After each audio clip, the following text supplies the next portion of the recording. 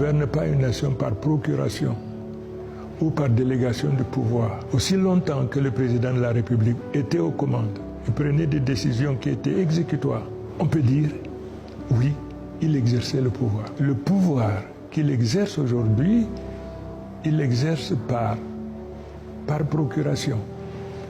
Et le fait, après 43 ans, qu'il n'ait pas eu la possibilité de désigner quelqu'un qui puisse lui succéder si telle était la volonté du peuple camerounais, donne l'impression effectivement que le pouvoir était sa propriété.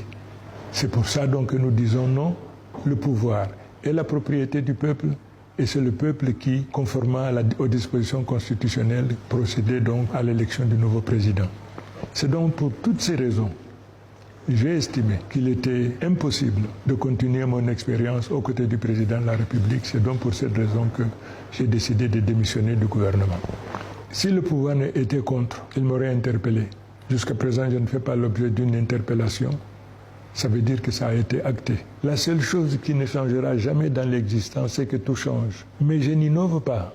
On ne reste pas fidèle à l'incompréhensible, à l'inacceptable. Les Camerounais veulent le changement. Et ce changement prescrit à tous les Camerounais de manière générale, et ces deux partis politiques en particulier. Il faut qu'on se souvienne que l'immense majorité des Camerounais aspirent au changement. Il faudrait donc que les dirigeants de chaque parti politique, individuellement, fassent d'abord leur mieux, leur aggiornamento, ensuite comprennent la nécessité de construire des passerelles pour que les uns aillent vers les autres, afin que nous puissions mettre ensemble effectivement une dynamique et que nous puissions trouver éventuellement un seul candidat que nous présenterions contre le président du RDPC.